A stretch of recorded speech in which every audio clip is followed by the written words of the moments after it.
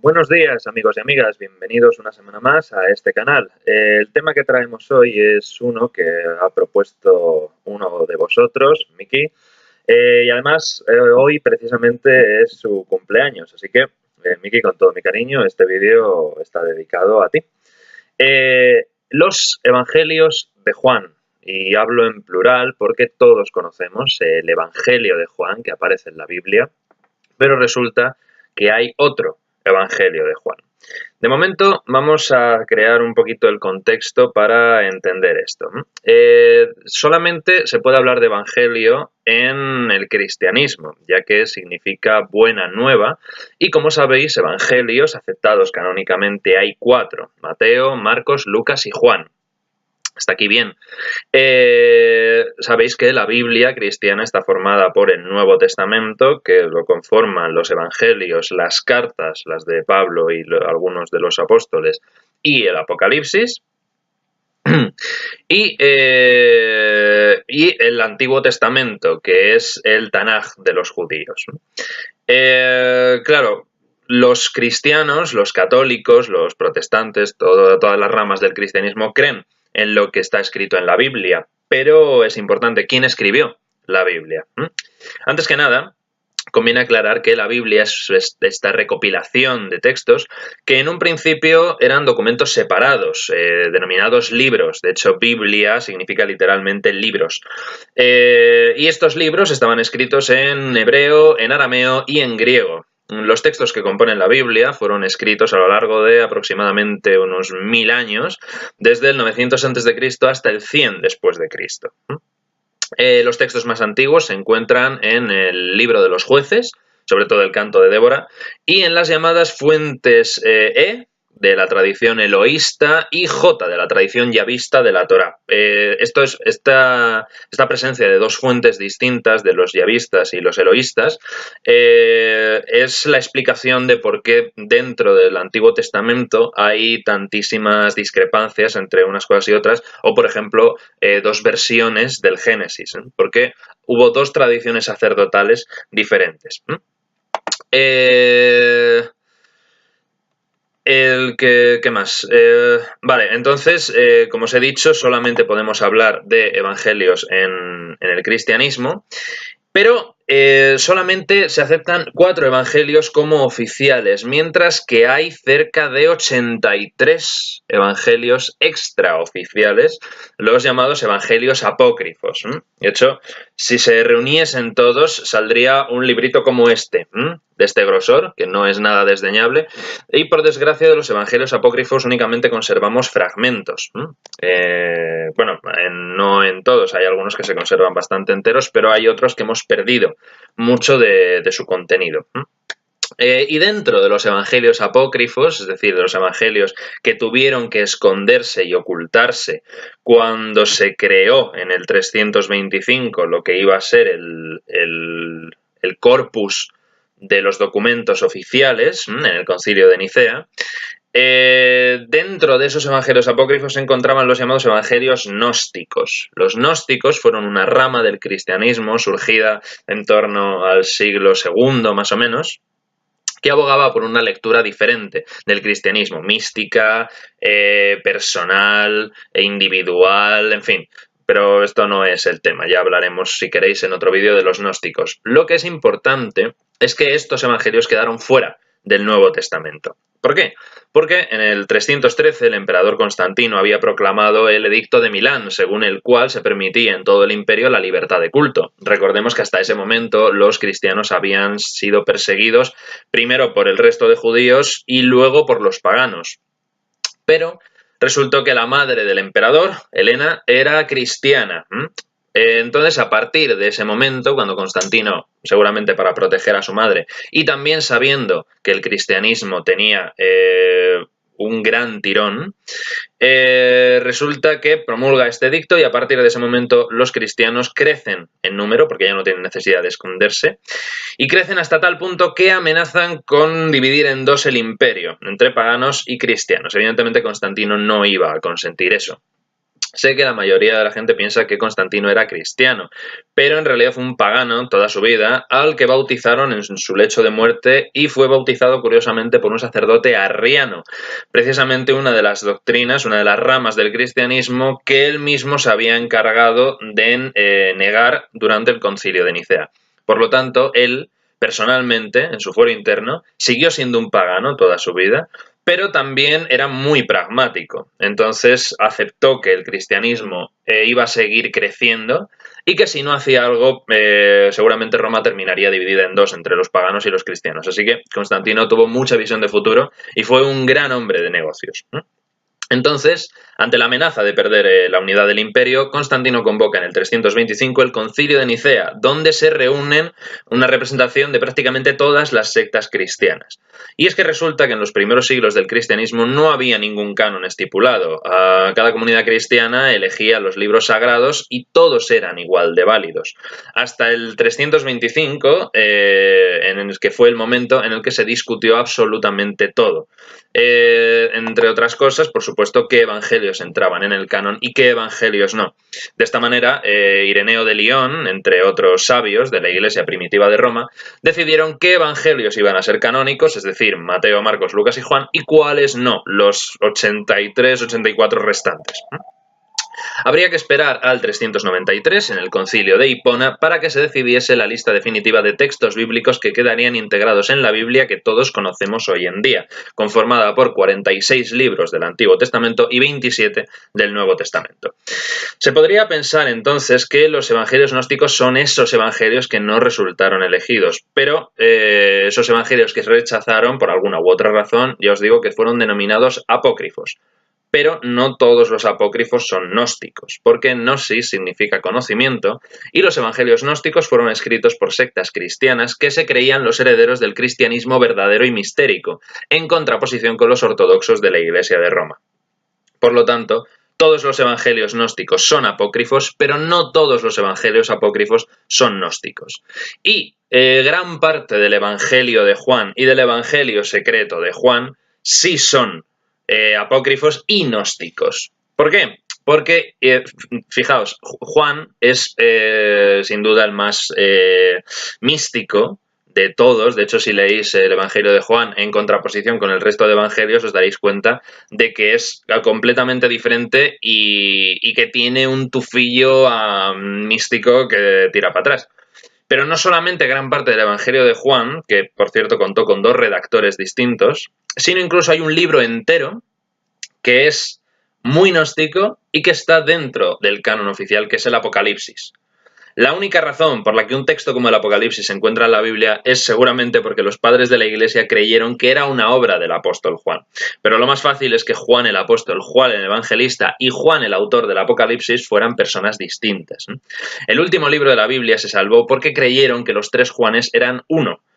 Y si no, el Apocalipsis habría terminado olvidado en algún papiro perdido del desierto de Egipto. ¿Y por qué de Egipto? Porque los evangelios gnósticos son textos escritos en copto que fueron encontrados por un campesino en 1945 cerca de Nag Hammadi, en el Alto Egipto. La vasija donde fueron encontrados estos evangelios contenía 13 libros de papiro con 45 textos que en su gran mayoría no eran conocidos en el mundo y dentro de la doctrina cristiana. Sin embargo, hablaban, al igual que los evangelios canónicos, de la vida de Jesús, aunque de manera un poco distinta a estos. Por ejemplo, en uno de ellos se dice que Jesús estuvo casado con María Magdalena. Y aquellos que hayáis leído el Código da Vinci de Dan Brown o que lo hayáis leído algo parecido a esto, pues no pilla por sorpresa. De acuerdo a los análisis realizados a dichos documentos, se pudo demostrar que fueron escritos alrededor de los años 350-400 después de Cristo. Sin embargo, es muy probable, como ocurre también con los evangelios canónicos, que hayan sido traducidos del griego al copto, el dialecto de los cristianos egipcios, y se ha especulado que los originales en griego quizá fuesen escritos entre los años 120 y 150. Y es ahí precisamente donde empieza la polémica, porque estarían muy cerca a las fechas de los evangelios canónicos que componen el Nuevo Testamento, que bailan entre el 60 y el 110. Entonces surge la pregunta, ¿ya se tenía conocimiento de la existencia de estos documentos en el Concilio de Nicea? Y sobre todo, si es así, ¿por qué no fueron incluidos como parte del Nuevo Testamento? La respuesta no la tiene nadie, solo hay conjeturas. Aunque se supiese que esos evangelios gnósticos existían, algo perfectamente plausible, no habrían sido incluidos en el canon por las enseñanzas que contienen, ya que van en contra del dogma de la Iglesia de Roma y del imperio que se creó en el Concilio de Nicea. Eso sí, copias de algunos de estos textos llegaron a Europa en los siglos XIV y XV y muchos artistas se hicieron con ellos, entre ellos el maestro Leonardo da Vinci. Esto sirva un poquito de introducción. Hay muchísimos sobre todos los evangelios gnósticos, apócrifos, podéis leer 1000 cosas sobre ellos que hay para aburrir, pero nos vamos a centrar en el llamado Libro Secreto de Juan o Evangelio Secreto de Juan, porque este forma parte de uno de los manuscritos descubiertos en Nag Hammadi en 1945, como os digo, y este libro en concreto defiende que el Dios que aparece en el Antiguo Testamento, al que llaman Yahvé, Jehová o Elohim, en realidad no es Dios. ¿Y cómo es esto posible? Porque el libro secreto de Juan narra una aparición de Jesucristo a su discípulo Juan, ya sabéis al que se le atribuye el título del discípulo amado, poco después de haber resucitado y ascendido a los cielos. Sabéis que Jesús cuando resucita pasa 40 días más en la tierra y después de esos 40 días asciende a los cielos. Bueno, pues según este libro secreto de Juan, Cristo lo que hace es aparecerse a su discípulo predilecto para revelarle los secretos intrínsecos en el mensaje que les había dado en vida. Entonces, el libro secreto de Juan comienza cuando Juan vive un momento de duda, una crisis de fe, se retira a un lugar apartado y empieza a hacerse preguntas sobre el verdadero mensaje de Jesús. Y bueno, la verdad es que os voy a poner en la descripción del vídeo un enlace porque escribí 3 entradas dedicadas a explicar cada uno de los puntos del libro secreto de Juan, analizando párrafo por párrafo lo que quería decir, ¿no? Pero la idea viene a ser esta. Jesús le revela a Juan, y ese es el mensaje principal y doctrinal del libro, que Yahvé no es el Dios, o sea, no es un Dios auténtico, no es Dios, literalmente, sino que es una criatura menor, el demiurgo. Piensan que es una divinidad creada por las verdaderas potencias celestiales, por el amor, la belleza, la esperanza, el logos. Y entonces ese Yahvé, que por envidia, por ser parte, por ser una creación imperfecta de todas aquellas potencias magníficas y no vivir con ellos en el nivel más elevado del cielo, pues se revela y crea su propio mundo, que es el mundo físico en el que nos movemos. Tened en cuenta que para los gnósticos el cuerpo era una prisión del alma, ¿no? Entonces, la verdad es que sí que renunciaban a todo lo que fuese material, a todo lo que es el mundo físico, el mundo de los sentidos, porque lo consideraban corrupto y creación precisamente de esta divinidad menor que no tendría ningún poder y ninguna potestad real, ¿eh? Por eso el Evangelio secreto de Juan explica muy bien la diferencia que hay entre el Dios del que habla Cristo, del que habla Jesús, que es el Dios del amor, la bondad, el perdón, la misericordia, la humildad, etc., en contraposición con ese Dios del Antiguo Testamento, Yahvé, al que todos conocemos perfectamente y que es cruel, obsesivo, celoso, sanguinario y todas las lindezas que cualquiera que haya leído el Antiguo Testamento podrá constatar por sí mismo.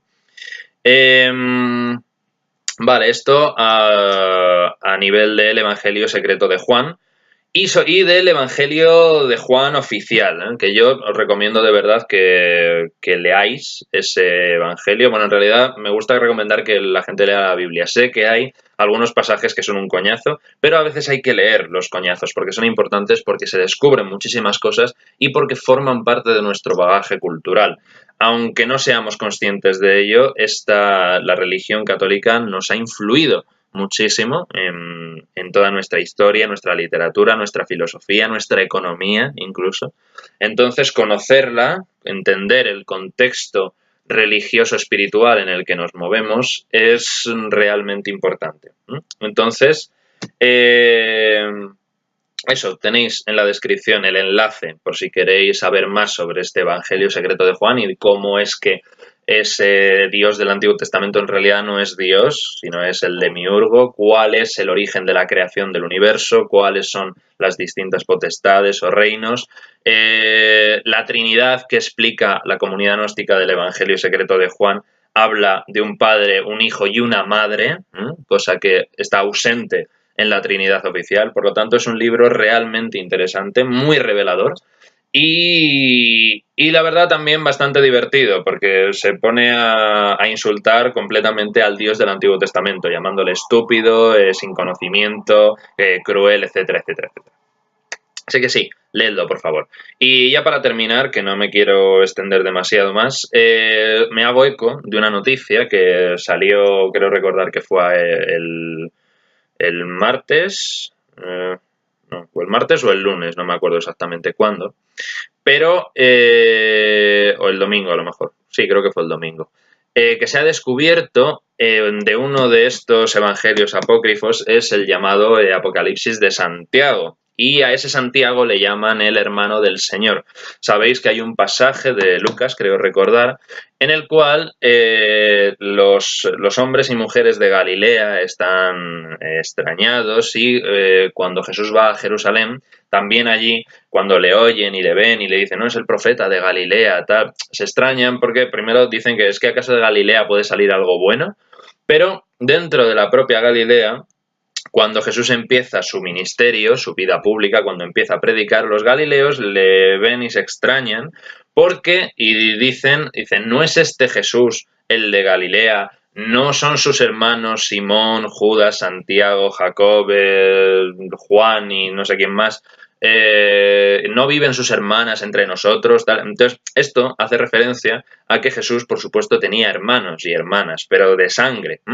Se ha intentado siempre suavizar la idea, incluso en investigaciones del National Geographic, que es quien sacó la noticia de este descubrimiento del... Me estoy liando, vale, vamos a ver.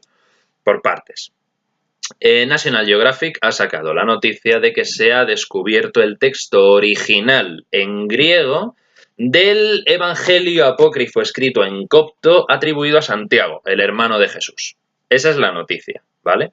Ahora, la otra parte. Esto del hermano de Jesús siempre se ha vendido como que eran, sí, hermanos, pero de que pertenecían a una misma comunidad de maestro-discípulo, que no implicaba una consanguinidad. Y esto se ha tratado con muchísimo respeto, porque, claro, si Jesús tuvo hermanos y hermanas, atenta directamente contra el mito de la Anunciación y de la Encarnación. O sea, María era virgen y entonces solamente tuvo ese hijo por gracia del Espíritu Santo, nada más. En cambio, hay bastantes pasajes de los evangelios, no solamente de los apócrifos, sino también de los canónicos, que hablan de hermanos y hermanas de Jesús fuera de su comunidad, es decir, con relación sangre. De hecho, hay un momento cuando está predicando que le dicen que han venido sus hermanos, hermanas y su madre a verle y a hablar con él. Y Jesús les dice, señala a la comunidad que tiene delante a los que le está hablando y le dice, estos son mis hermanos y hermanas. Entonces ahí hace una distinción. Por lo tanto, sí, Jesús tenía familia. La idea de que María fuese virgen después de su matrimonio, por ejemplo, no tiene ningún sentido dentro de un contexto hebreo de aquella época. Entonces, en Grecia y en Roma sí había mujeres que podían mantener una virginidad durante toda su vida. Pensad en las vestales, por ejemplo. Pero en un contexto judío, Eso no tenía ningún sentido. Entonces, fue virgen hasta el momento en el que se casó con José. Y ya está. Entonces, Jesús y sus hermanos y hermanas eran hijos de José y de María. Ya está, no hay más misterio. La culpa de que a día de hoy millones de personas sigan pensando que María era virgen y fue virgen durante toda su vida a pesar de haber tenido un hijo, proviene de una mala traducción que hizo Jerónimo de Estridón. Sabéis que en el siglo IV, Jerónimo de Estridón, al que se le dio el título de San Jerónimo, recibe el encargo del emperador de traducir por primera vez en la historia los textos que configuran lo que van a configurar la Biblia del hebreo y del griego al latín. Entonces, Jerónimo, el hebreo lo llevaba regular. Griego sabía mucho, pero en el hebreo le fallaban cositas. Entonces, hay muchos ejemplos en la Biblia que la traducción del término hebreo al latín fue incorrecta o inexacta y de ahí se ha derivado en una mala interpretación de todas las ideas que tenemos. Por ejemplo, el hecho de creer que Adán y Eva comieron una manzana, ¿no? Que ha sido un motivo iconográfico representado en el arte durante siglos. El Génesis no especifica que el árbol de la ciencia fuese un manzano ni que el fruto que comiesen fuesen manzanas. Lo que ocurrió fue que Jerónimo tradujo el término hebreo por malum, para hablar del árbol del bien y del mal, y malum significa mal, pero también significa manzana. Entonces la población empezó a asociar el árbol de la ciencia del bien y del mal con las manzanas y por lo tanto ahí se ha quedado como un manzano. Pero en el caso que nos ocupa, en el de la Virgen, y con esto ya termino, que me estoy yendo de tiempo, la cuestión es que el término hebreo para describir a María, que utilizaron los redactores del Tanaj, que es Alma, efectivamente significa virgen, pero significa virgen en una segunda o tercera acepción. La primera es doncella o mujer joven. Entonces, María era joven, era una doncella, cuando la casaron con José. Tenía 13 años, por lo tanto sí, era una doncella, pero no era virgen. Ya os digo, dentro del contexto histórico, social, político y cultural del pueblo judío, no tiene ningún sentido que una mujer fuese virgen durante toda su vida. Por lo tanto, sí, Jesús tenía hermanos y hermanas, y este evangelio escrito originalmente en griego que se ha descubierto recientemente, seguramente fue escrito bien por el hermano de Jesús, cosa poco probable, o bien por los seguidores de este hermano de Jesús. El Apocalipsis de Santiago, que es el texto que nos ocupa, relata enseñanzas también destinadas de Jesús a su hermano, a Santiago. Y seguramente cuando Jesús murió, Santiago se convirtió en uno de los principales líderes espirituales de la Iglesia de Jerusalén. Otro día hablaremos de las iglesias porque ya me estoy yendo de tiempo de nuevo y tampoco es cuestión. Así que sí, haciendo una recapitulación, Evangelios apócrifos, 83. Evangelios gnósticos, los gnósticos que son un colectivo inmenso, hay muchísima variedad dentro de la gnosis, no son un grupo unido, unificado. Hay 2 evangelios de Juan. Uno, que es el oficial, el canónico y el que está dentro del Nuevo Testamento, fue escrito por al menos 2 redactores distintos, es el más místico y el más poético de todos. Y el otro, el libro secreto de Juan, la idea fundamental que quiere transmitir, revelada por Jesucristo, es que el Dios al que rezan los judíos no es el Dios verdadero, sino que es el demiurgo, una falsa deidad. Y nada, y esto, y recordad que tenemos la suerte de que se ha descubierto el texto original en griego del Evangelio, que hasta ahora solamente conservábamos en copto, del llamado Apocalipsis de Santiago.